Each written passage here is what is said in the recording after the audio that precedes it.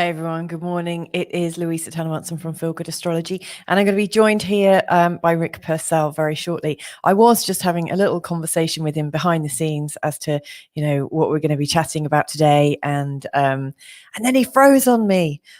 His internet dropped out, so I'm hoping he's going to come in very, very shortly. So our theme today is dealing with conflict. Which I'm sure any of you that are listening right now will have examples of conflict in your own lives, no matter how zen and chill you are. I know I can see conflict all around me, if I focus on it. But it seemed to be one of those things that just is really coming up for people at the moment. So please do let us know where you're listening in from, and also if you've got any questions today, and we will maybe chat through them and see what's going on. We've got Helen joining us today. Hello, Helen. Good morning. Where are you calling us from, or joining us from even? So conflict.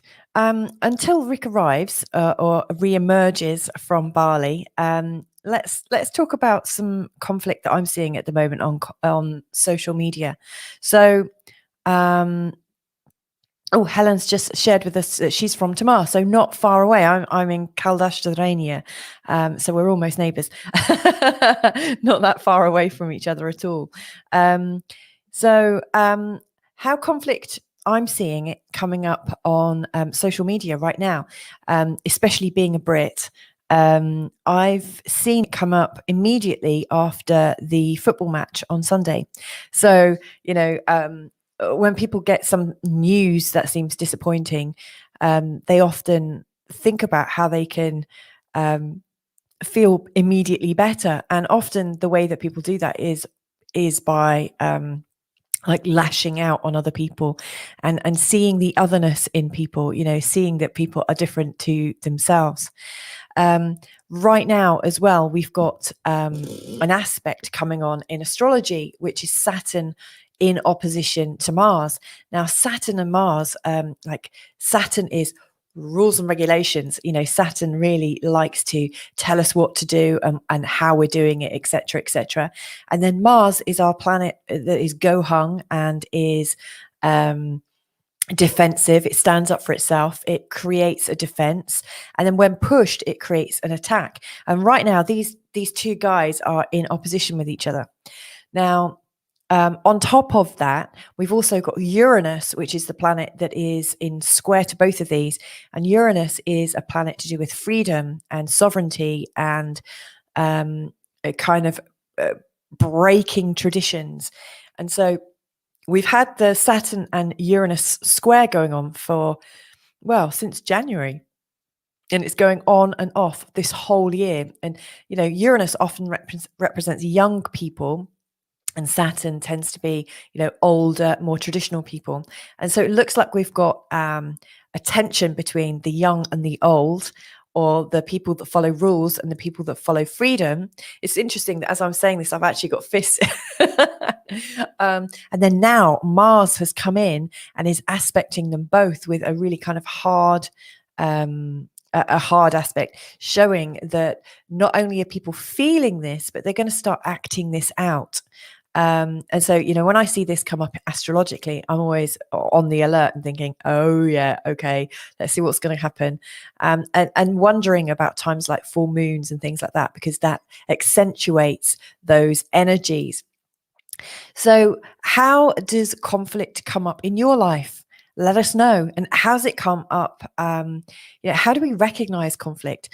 Well, until Rick joins us, because otherwise this is going to be just the Louisa show, and it'll be quite short because I don't know that I'm actually that good at dealing with conflict in the way that I know Rick is an expert at.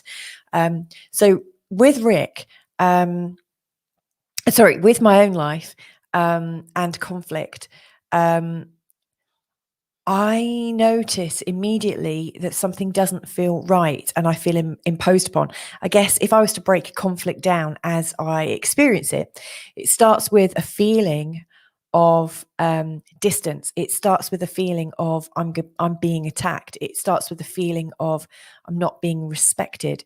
And the way it shows up for me is, and I think this is entirely in my programming, I don't suppose it's true for everybody, but I then go blank, a bit like a rabbit in the headlights. So, when people freeze and they don't actually know what to do.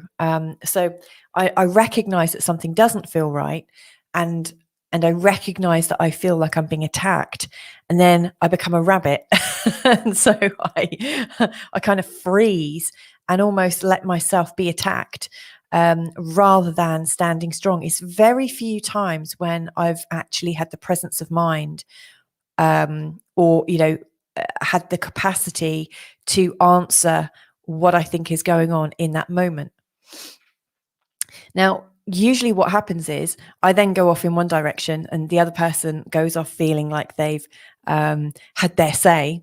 And then there's that feeling of, wow, someone's just offloaded onto me and I've not had the chance to express my feelings.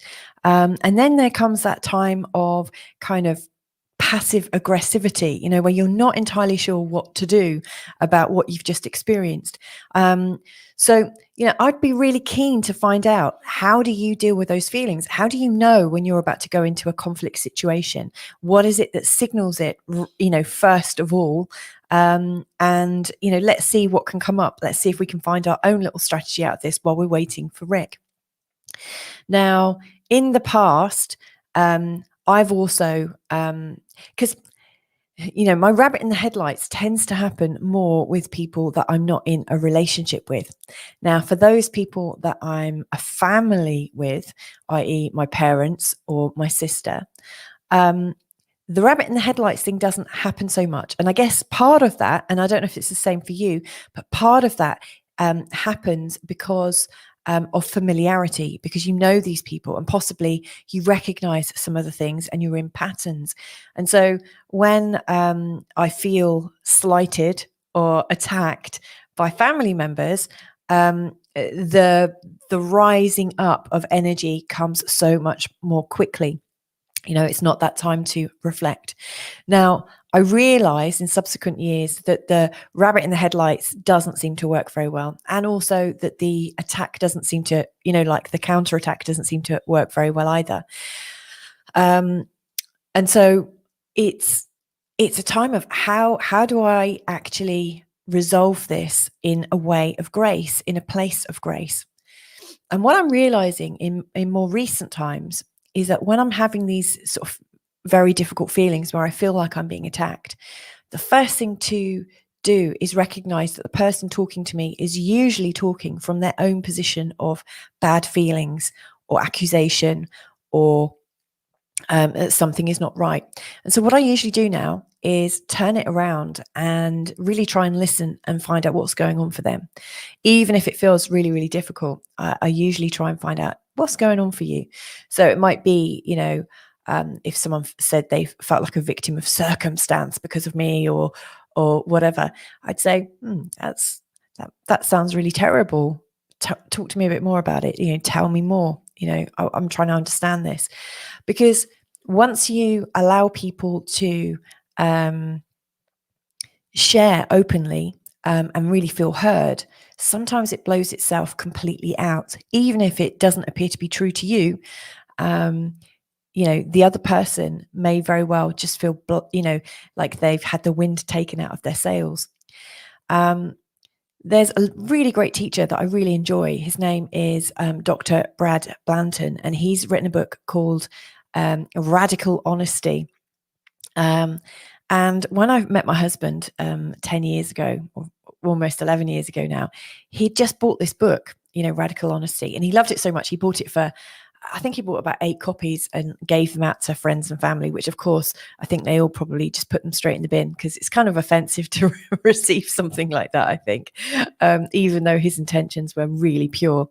But in examining Radical Honesty by Brad Blanton, what Brad was saying, and Brad is a psychologist, he's worked with people as a coach for many, many years. He shared with the audience that in his book that all, from his own position, all psychosis and difficulty and issues in relationships, issues with our lives, stems from blame, shame, guilt, and anger. And all of those really nasty old feelings that really create difficulty in relationships.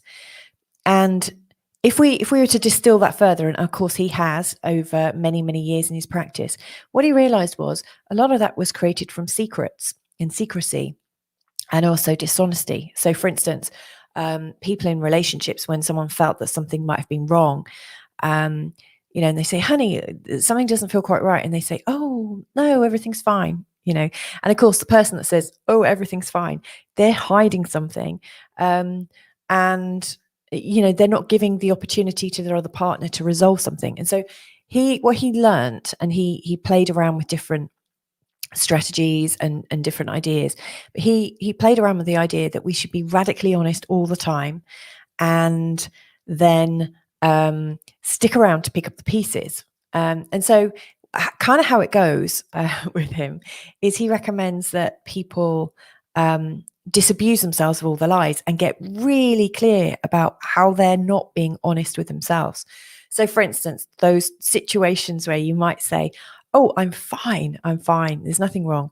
And when we're being passive aggressive, i.e. my rabbit in the headlight response, in those moments, you're actually robbing yourself and also robbing the person that you might be in conflict with. You're robbing them of finding a solution, and it's also taking away trust, because instinctually at some level, we all know if someone's being true with us or not. We all feel it in our gut, right? And so he has these exercises, and my husband and I sort of practice quite a few of them.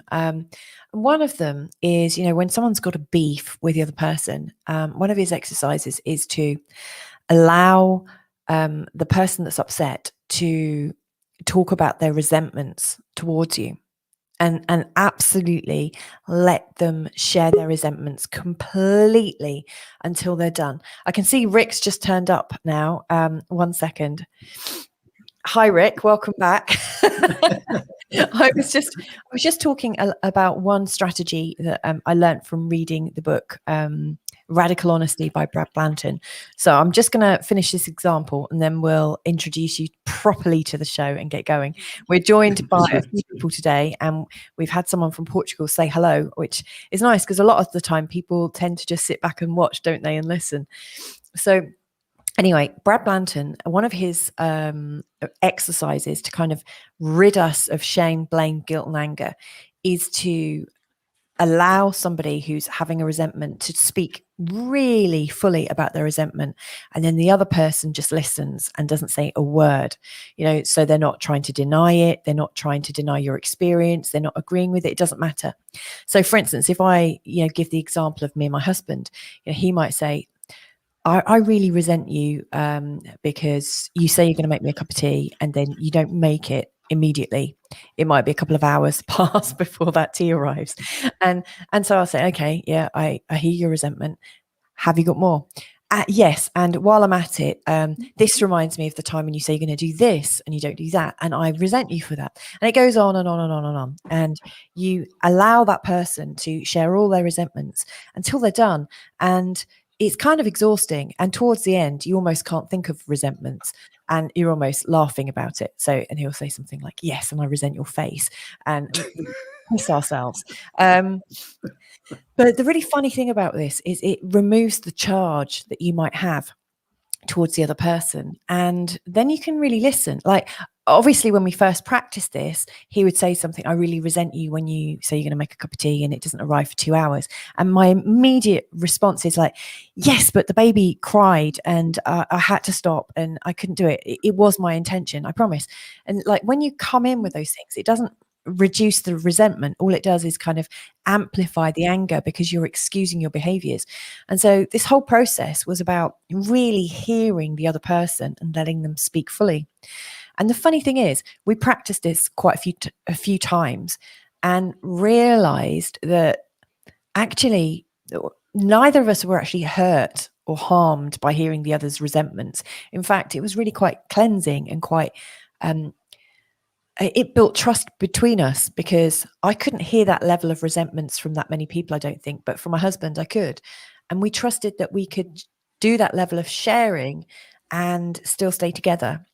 And so that was the first step, I think, with eliminating like blame, shame, guilt and anger. So sometimes I will ask him, do I look fat in this? Knowing full well that he has to actually answer me fully. And he'll say, you know what? That's not your best look. Try this. And so, in fact, the whole process has actually made things much clearer, and we can laugh about being honest now. And that has taken out some of the charge, but we still do obviously fall out from time to time. But what we find is we get better and better and better at doing it. Anyway, my good friend Rick is here now, and bless him. And bless your internet, company. I'm blessing it, actually, thinking rather than like getting grumpy about it, let's bless it and hope that helps us. But how are you? I mean, you're a master of diplomacy and getting on, aren't you? And also, you're very good at resolving conflict. If you need to have a quiet word with somebody, you're very good at it. Thank you. But you asked me how am I doing and how am I feeling? Resentful. What's your internet company? Yes. Welcome to the developing world. Right on 2:00, right on the dot of 2:00. Why is it that happens?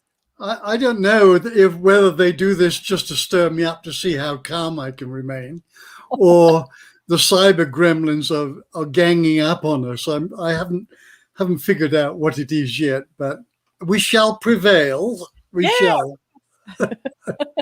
So I don't know how long the internet will last this time, but we'll just carry on. Yeah, regardless. Yeah, carry on. We'll carry on until we blow ourselves out, literally. Exactly. Charge is gone. Well, you've already set a beautiful scene for our discussion today, which is really how do we deal with conflict? There is so much conflict in our world. And there's inner conflict and there's outer conflict. Yeah. And we have to recognize where this is coming from and recognize really that conflict is just two opposing forces pushing together, or two opposing perspectives or viewpoints. Yeah. This is how it is from my point of view, and this is how it is from your point of view. And neither is right or wrong. It's just the person's point of view. So you've already sown the seed that the way to deal with this is to allow each other to have and share their perspective. Right? Yeah. And you can imagine how many times we've never been allowed to do that in life. Yeah. We've been cut down, shut up, ignored, walked away from, subjugated, suppressed, being labeled a conspiracy theorist or a nutter or whatever. All of the above apply to me, I might add. Not that I've done it, but I've certainly been on the receiving end of it. And I probably have stepped out of line more than once in just trying to hold my space and have it's almost like trying to assert your perspective and rightness. And that comes from the ego. The ego wants to make me right and everybody else wrong, and vice versa. And that's where dealing with conflict gets messy, is if you say something that might be offensive to the other person, and that the originator is expressing authentically, as you've just been describing. I feel some resentment when you haven't made my tea, right? I would just say to him, get off your bum and make it yourself. That no, I wouldn't. I have actually gone that far as well. But instead of just listening to that person's perspective, because it's not necessarily your perspective. In your case, the baby was crying, or you're dealing with something, and I could have forgotten about it, or I was just busy. Yeah. Right? But the other person is not interesting at that stage in why the tea wasn't there, Yeah. but more the fact that the tea wasn't there when you promised it or you said it was going to be. Yeah. And it doesn't allow to any vagaries or situations getting in the way of it. So the very first thing is to, one, recognize this is my resentment, this is my irritability, this is my antagonism, this is my anger. Yeah. And people will take that deeper and deeper into violence, right? What is road rage? What is terrorism? What is football hooliganism? It's just deep-seated anger that's never been allowed to release. Yeah. And I remember, fortunately, it wasn't my parents, but I remember as a child, it was a fairly normal thing to believe and practice as a parent that children should be seen but not heard. Right? So being brought up in that sort of environment, you can imagine that you were invisible or your perspective was absolutely have zero importance, and we don't want to hear it. But no, shut up, go away, go and play with your jigsaw puzzle or whatever. Yeah. So there's a lot of charge around not being able to express ourselves in a safe, comfortable place. Yes. And most of the discomfort comes from inside. Right? Yeah. Oh, now I'm not actively listening. What I'm going, oh, you just offended me. So what's going through my head is, as soon as I can get a word in, I'm going to cut you down. I'm going to make you wrong for thinking that. Or I'm going to overwhelm you with a barrage of whatever it is. And it can lead to violence.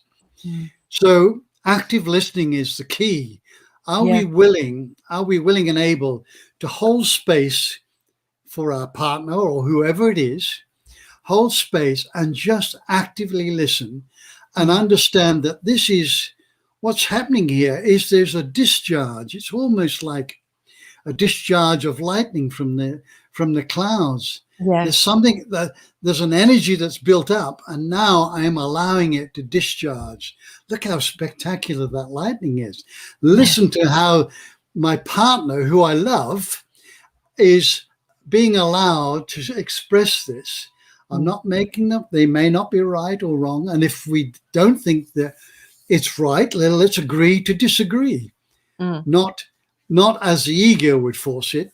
Well, I'm right and you're wrong, and now I'm going to make you even more wrong until I overwhelm you, or you disappear, or I disappear, or whatever. All of this is learned between 0 and 7 years of age. We learn by watching our parents and our immediate family members, brothers and sisters, how do they deal with conflict? Yeah. And I think we talked about this in the past. Well, dad always disappears, stomps off, and disappears down to the workshop or the pub right? And mum is busy trying to pacify us and keep his little brood of chicks safe from any harm. And it can be the other way around as well, of course. Yeah. So there tends to be we need to look at, am I responding or reacting? If I'm reacting, and it's going to be usually in a manner that's not conducive to resolving anything. If we respond by just being quiet and holding space and allowing that person to discharge the charge that is there, it won't build up into a gigantic volcano one day and spew lava everywhere. Yeah. It's interesting about the whole idea of discharging, isn't it? Because I held space for somebody yesterday, and they were kind of just discharging on me. And then immediately after said, oh, but I'm just a silly person and who's over emotional and blah, blah, blah. Anyway, come here and give me a cuddle. And I was like, oh, it just felt so disingenuous, to kind of say some quite personal things or things that felt personal to them in that moment. that I could very easily feel quite upset about, and then to say, and then to realize that possibly they'd stepped out of line, and rather than actually apologize, just say, oh, well, I'm just silly and stupid, and then try to kind of get you into a physical embrace. It just felt really odd. And what I realized was why it felt so odd is because that's what I experienced as a child. This kind of discharge, an acknowledgement, but with no apology. And then the idea that we just kiss and make up, and there's no discussion, and it's kind of forced on me. And so I've got a real sort of sensitivity to being forced into anything. And also where I have my own voice silenced, because it doesn't matter. It's more about the other person and not about me. I really struggle with that. The other thing what you mentioned is there are these patterns, like if you're having these conversations and they're repetitive, the other person will have an idea of who you are. And so everything that they hear from you will be colored by their projection of who they think you are. So for instance, I think that's why, we can never influence the people closest to us, because they've already built up this idea of who you are. And if you've not been able to manage conflict with them in the past, they're comforted by what they think they know about you. So for instance, very, very recently, I wanted to try and encourage my parents to consider another perspective about, let's say, a gene trial experiment. And because they have this idea that I'm a hothead and that I'm always causing trouble, I think that's the thing that I struggle with, is this idea that if I say something that is difficult, it's because I'm trying to stir up trouble. And so they didn't listen. And even when I said, I've got some sort of evidence-based research from other people that you would probably find very interesting, and this could help you. You've had problems in the past, have a listen. But because they're listening for me is that I'm stirring up trouble, they decided to, make their decisions completely based on what they see in the media and not actually expand beyond that at all. In fact, they didn't even realize that what they were doing was a gene trial. They had no idea about it. And they went into it because their pride stopped them from considering that there might be other perspectives. They had their idea set. And in fact, when I said, hey, have you thought about this? It almost, they had to justify their own position. And in doing so, they went even further into their decision. It's an interesting one. I think, I'm quite good at dealing with conflict with new people, I think, now. But with people that you've got who've had years to build up an idea about you, that's where the real action is, isn't it? Like, how do you change that listening that they already have for you? Or do you bother and just think, just be yourself and, not try to do things. All of the above. I liken it to, let's say I have a pair of glasses on. Yeah. And I'm looking at you and there's fear written on both lenses. Yeah. So everything I see is through fear is superimposed over the top of it. Yeah. I prefer to have the ones with love written on them. So that everything that comes out and everything I see, first of all, I see the words love through there, and I try to see it from that perspective. Yeah. So recognize that cognitive dissonance and a refusal to see somebody else's point of view is usually based in trauma. Yeah. Right? And that there is some underlying trauma that has clouded their view on you. Yeah. You using your parents as an example. So they put a label on this, right? And probably collectively this is, she's the crazy conspiracy theorist. Here's another. Every time you open your mouth, Out's going to spew all this conspiracy theories, and if she shakes her head at us, her tinfoil hat will fall off. So how do you change that? Well, you're never going to change that, but they will if they're willing. If there's no willingness, the old saying, you can lead a horse to water, but you can't make it drink. So if you haven't got any willingness, you're wasting your time. And it would appear at this stage, not necessarily in the future, but at this stage, they're not willing to embrace a different perspective because it shakes everything that they know about themselves. They know about themselves and know about the world and know about you. And they've arrived at that conclusion because it's comfortable, right? The other stuff's really uncomfortable. What if I really had to embrace that I've been wrong all my life about something, and now suddenly I have to throw out most of what I know, and that's been my stable datum, my stable platform from which I live my life, right? And now I have to replace it with something, and right now I don't have anything to replace it with, so I'm in this no man's land, and people don't want to go there. It's too jolly uncomfortable. So it's easier to fall back on what do I know that gives me comfort, that for me is an absolute certainty, 100% certain I'm right. And of course, this is the way of the ego, which wants to make themselves right and the other person wrong.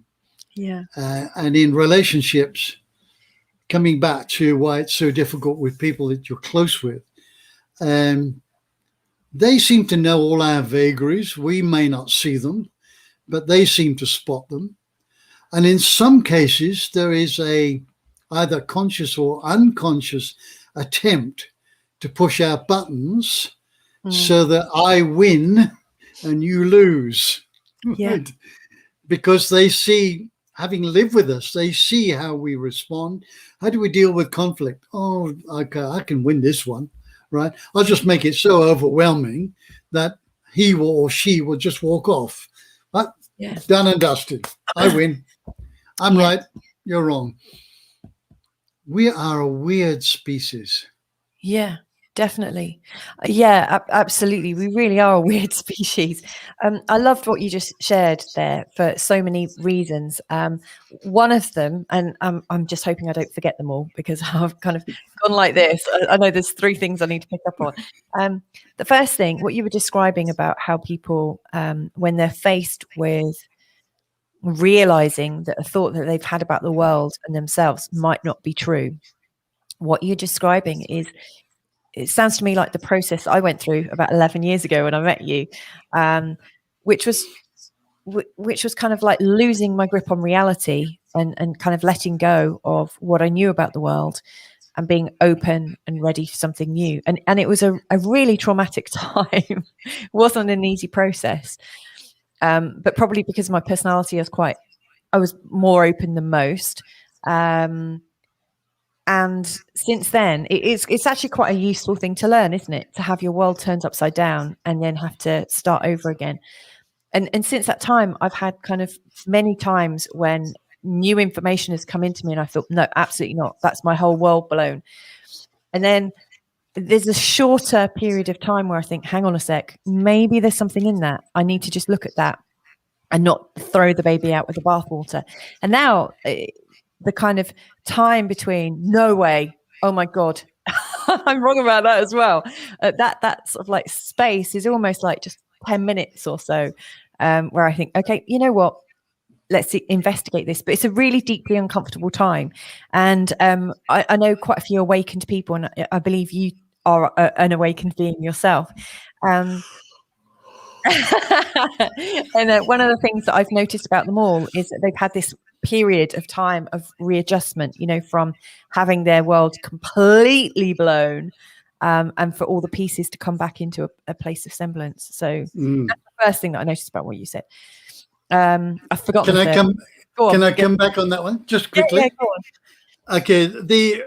awakening process appears to be exactly as you've described it, is there is a dismantling of the persona that we believed in. And part of our persona is our authentic self and our ego self. Right. So what gets dismantled is all of the egoic behaviors and ideas about ourselves. So first of all, fear is at the top of the ego. Yeah. So fear appears to have kept us safe. Yes. Well, not the learned conditioned fear, that didn't keep us safe, but certainly the biological fear does, right? Yeah. So we have to determine which fear is it that I'm embracing and entertaining. And then there's separateness, that I am separate from you. Well, look, clearly you're a woman and I'm a man, so I must be different. We're separate, right? And we have a book called Men Are From Mars and Women Are From Venus. More separateness. We have Democrats and Republicans, gay and straight. We go through this every week. More separateness. Yeah. And so now we're saying, no, I've got to embrace everything and everyone, even the pedophile, even the armed intruder, even the enemy, because we're all one. Oh, no, not that. So this dismantling is all part of, exactly as you've experienced, I've experienced, and everybody else on the awakening path has to embrace this. And we're in this void. You then? I thought you just like stopped, and I was like, no. Go on, carry on. You said, and they're on this awakening path, and then it froze. What were you saying after that? Don't do that. That we are dismantling everything that was familiar, right? Everything that we built up to say, this is me, I am, right?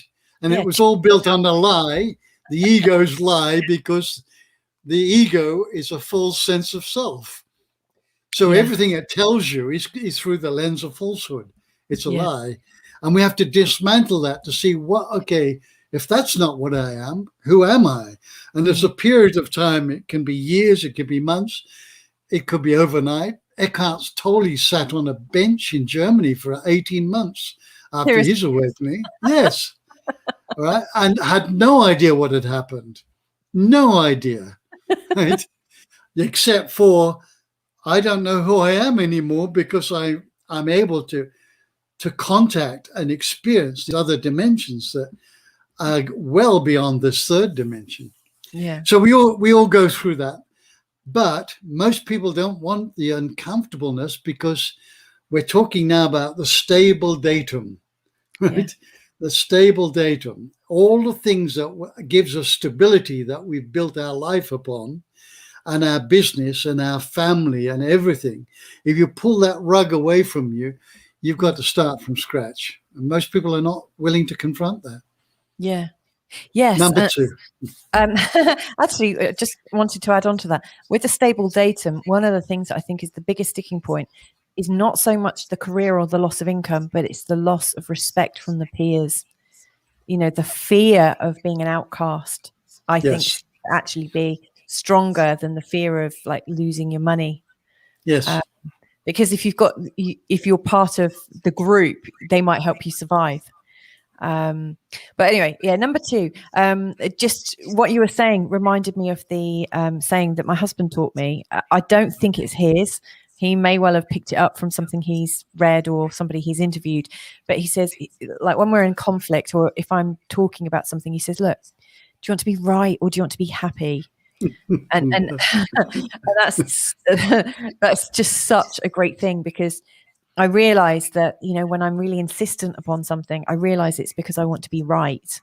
And there is something in being right that means the other person is wrong. So you're right in what you were saying earlier, that it's not a win-win.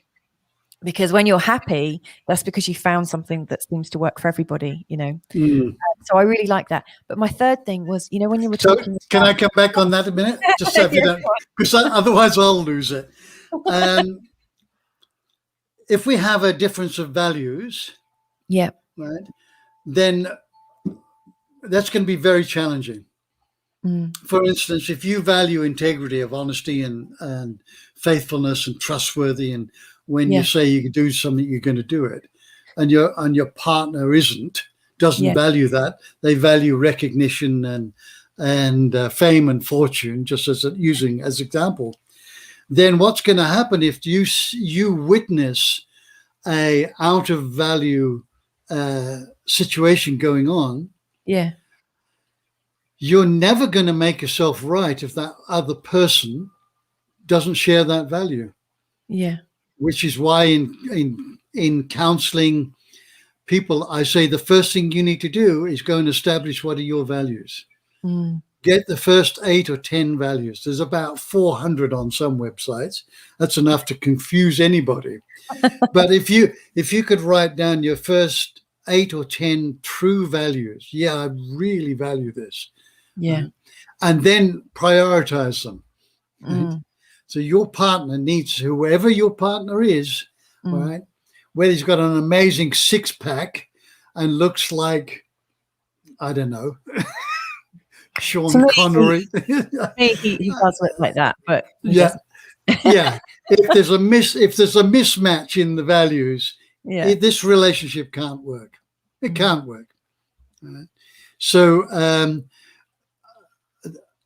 I believe for myself, my integrity is more important than my immediate life.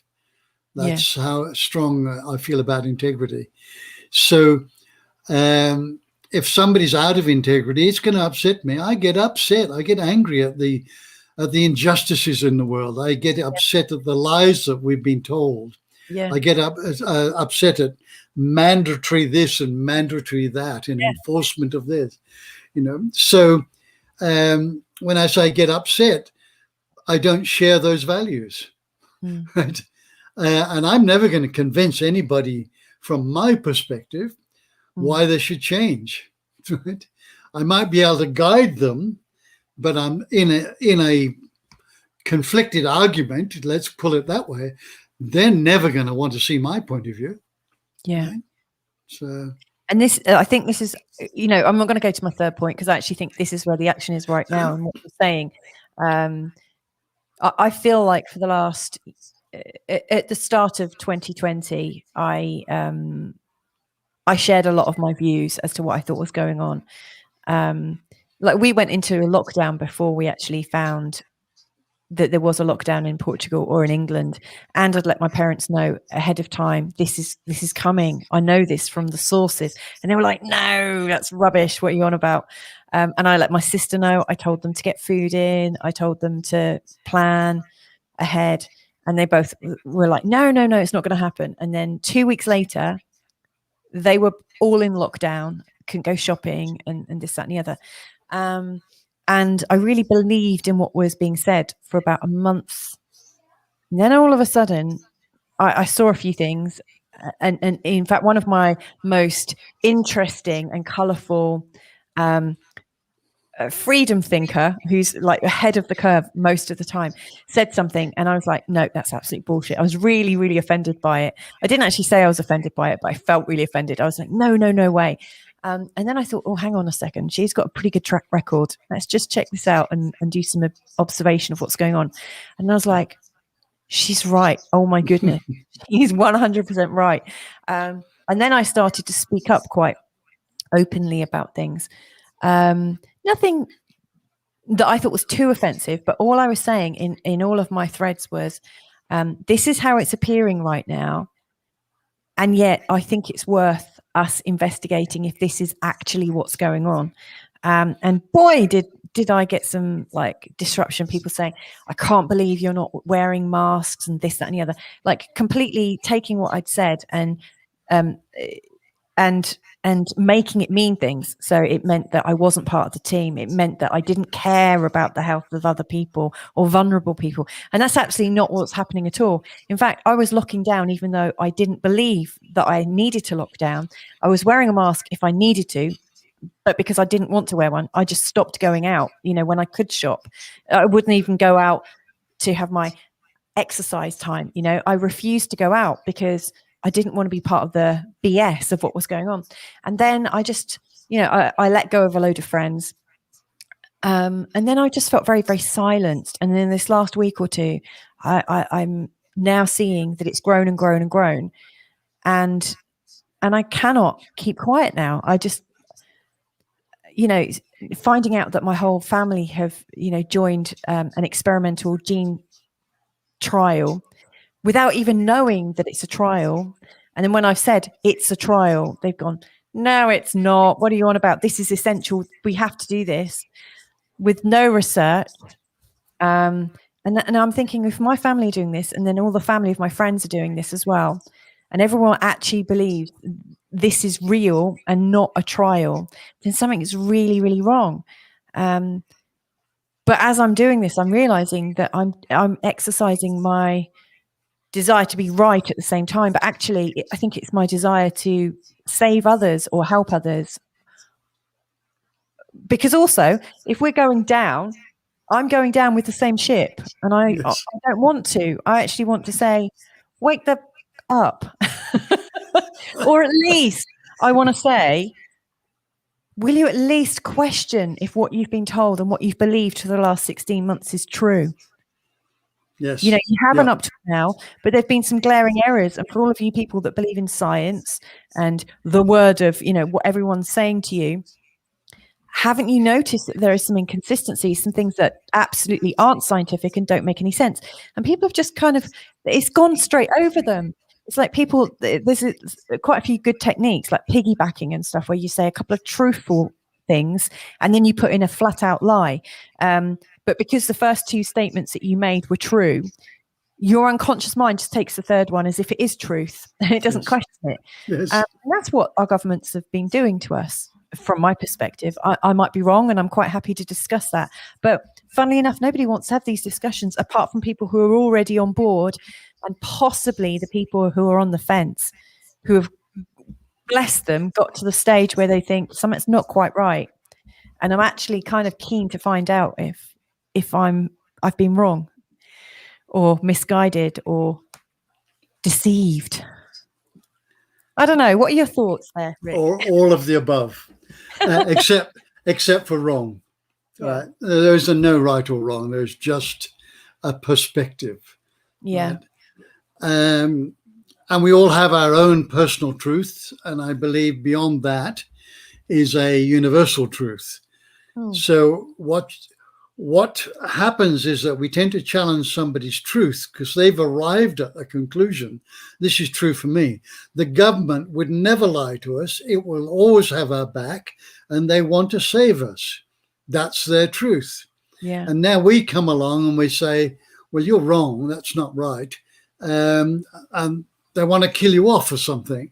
So now we've got a conflict there. We've created a conflict. So I come back to, how do we start a conversation? We have to find the entry point and come in at that entry point. Well, has it ever occurred to you? Have you ever thought about follow the money? Yeah. Who's benefiting from this? And just throw in, did you know that Bill Gates has gained $20 billion since the beginning of this? Don't you think that's a bit odd from somebody who wants to save the world, who's elected himself as the health guru of the world, and the agriculturalist guru, and the technical guru? And don't you think it's odd that he would gain another 20 billion on top of his 100-odd billion? If he really wants to save the world, don't you think he'd get his mates together, Jeff Bezos and Zuckerberg, and say, listen, between us, we've got about $1 trillion. We could make this place a really good place, right? Kids would have proper education. We'd have clean food, water. We can clear up the earth. We can clear up the river, the soils, and people wouldn't need to have big families because their survival's not threatened. Yeah. And now they would become the guru. People would idolize them. Right? But for one thing, robotic obedience. Yeah, and also robotic beliefs. So, for instance, I've used that as an entry point, and someone says, what? You're being cruel to that very good businessman.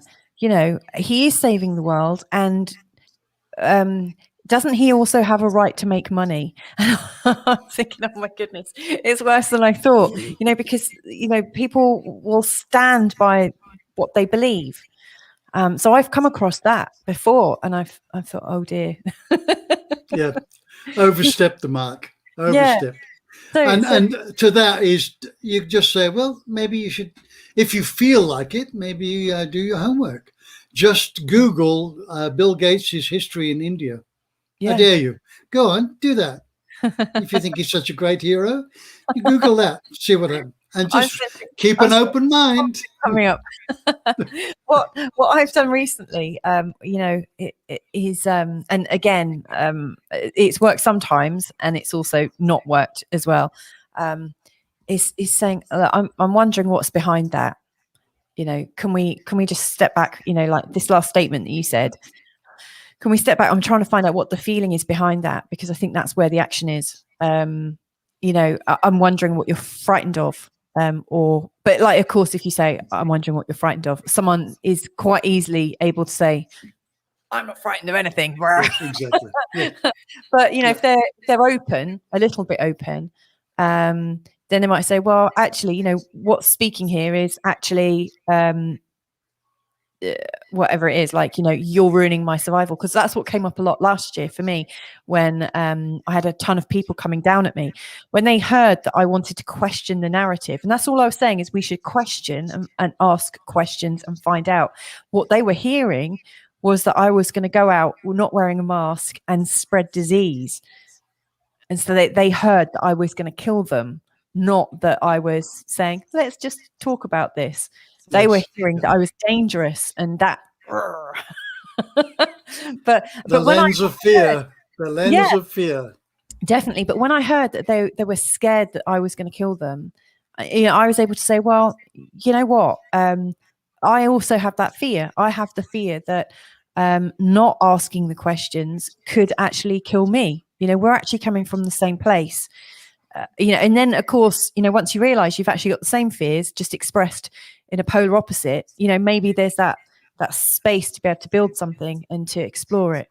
But boy, it's tough. It is tough. And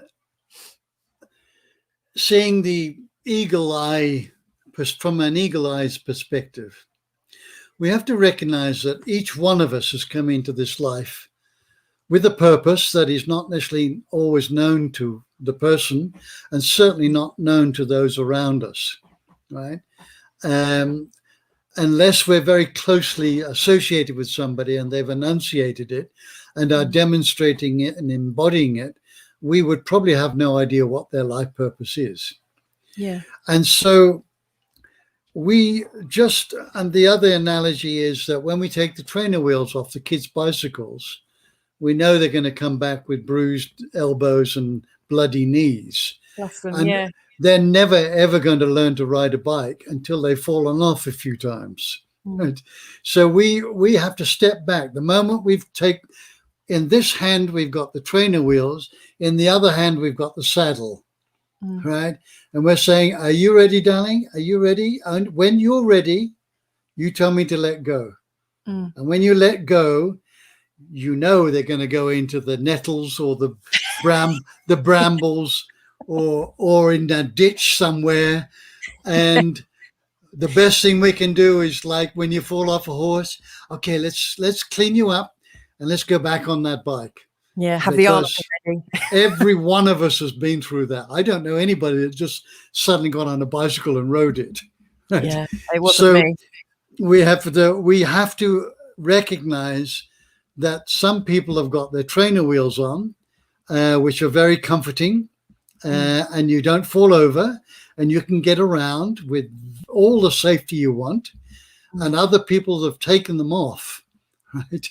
And we can't rush this process with people. So we just have to let them fall on their face sometimes. And then if they do, help them get back up again on the bicycle, and don't make them wrong for having trainer wheels on it, or any other way. Just say, okay, I understand what you're going through. I've been through something similar, because the ego wants us to be superior and better than, So it's easy in this. I have a superior perspective from you on this subject that we were just talking about, right? I know more about it than you. You should be listening to me, right? I'm trying to help you here. I love you. I'm trying to help you. Why don't you listen? And now we get all agitated and upset because they don't listen. Yeah. And the only thing, I was talking to somebody again the other day, having spent 33 years in corporate at senior management level as an advisor. My key performance indicator was the quality of my advice. That's all. Yeah. There's no obligation that you can give people advice, and I rarely give advice unless it's asked for. I will qualify first. Do you want to hear another perspective, or would you like to hear my experience? Or if you're willing to listen to that, I'd be very happy to share my experience with you. Okay, now I've got some tacit agreement, right? And I'm watching the indicators, so the eyes rolling back. I've gone too far. And then just say, look, this is purely from my perspective, but this is the way I see it. And if they're willing to listen to that, now you've got a dialogue going, right? You can build on that. But I wouldn't give them both barrels all at once, because now everything you say is a conspiracy theory. Even if it's not. We've been there. I really love what you described actually there, where you really listen fully and hold space for them and recognize that your reputation is based on the quality of your advice. And then you give them, are you willing or ready to consider another perspective or listen to another perspective?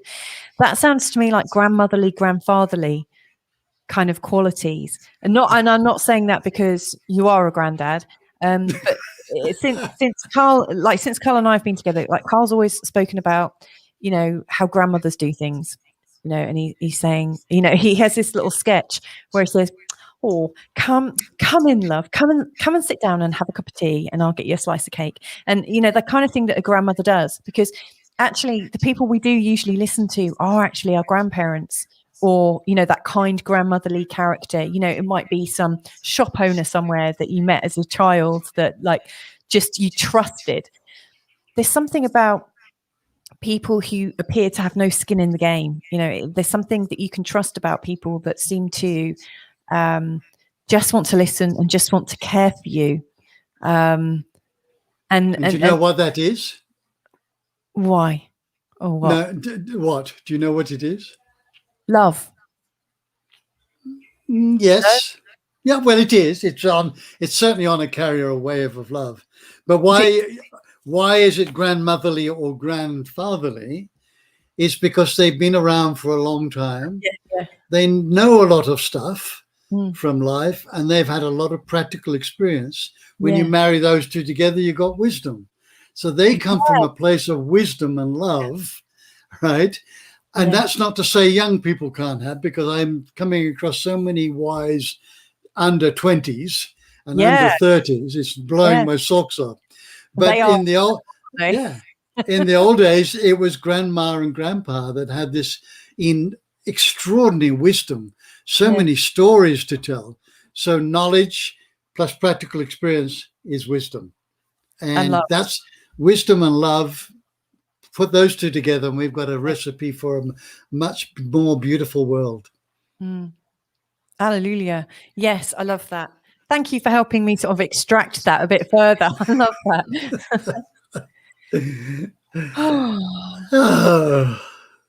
Do we feel exhausted this one now? Or I think it's a good place to end off on. Yeah.